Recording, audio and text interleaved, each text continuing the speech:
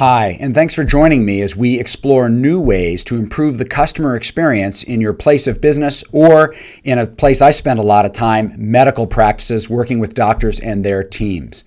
I want to say thank you to the more than 1,000 people that watched the first video, which talked about change and this equation, DVF greater than R. You can view that post, but it was great to hear from many of you who had watched it and found it valuable. Today, we want to talk about what to do when things go wrong in a customer interaction, and things do go wrong. This is known as service failure. We had our own experience with this last weekend when my wife and I went to visit our son at the University of Colorado, and we went to a nice place for breakfast called The Buff. It's legendary on campus, and when alumni come back, and the lines are long. It can be up to like 2 hours to get a table. We were sat, we had the most pleasant waitress, the food was good, but there was a problem. My wife's dish never came. They apologized profusely. They offered to get her another one. They took it off the ticket, of course, and they gave her a certificate for a free meal when we return. So they had policies in place.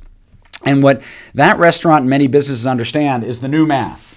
And the new math is basically this equation, where RV, or reputational value, is far more important than PC, or product cost. That's how you're going to survive and thrive in this new area of customer being king.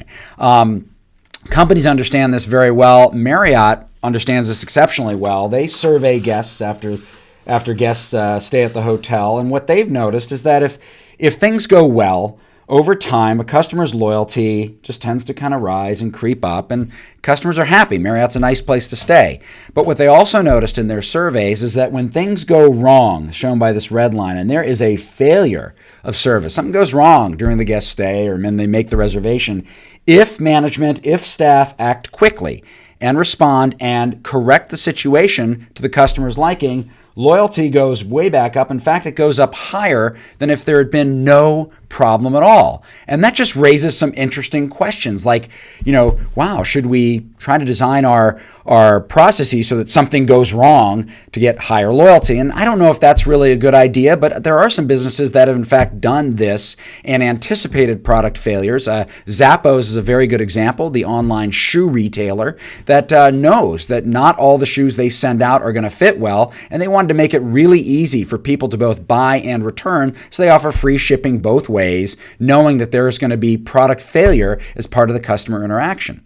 What do you do in your place of business or your practice? How do you handle it when things go wrong? Do you have policies in place that basically empower the front line team staff to take care of it and resolve the issue? Or do you operate from a place of paranoia where you're worried about being taken advantage of?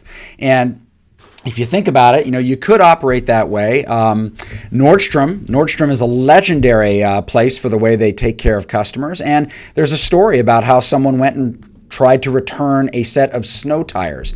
Now, we know there's no way those snow tires were ever purchased at a Nordstrom. However, Nordstrom took them back and they gave that customer money for those snow tires. It's a legendary story which has built their reputational value and over time. If you are from Houston, you know about Mattress Mac. Mattress Mac is a big furniture and bedroom mattress retailer. And when the 50-inch rainstorm, that huge disaster struck last year, what did Mattress Mac do? He opened his stores so people who were displaced could come and have a place to rest or to sleep. He did that with greater concern over human welfare than over what it was going to cost him to either repair or replace those products. He understood implicitly that reputational value is far more important than product cost. So please do comment here and let me know your stories. Share this post with others if you found it valuable. And until next time, I'm Sharif Madavi. Thanks for watching.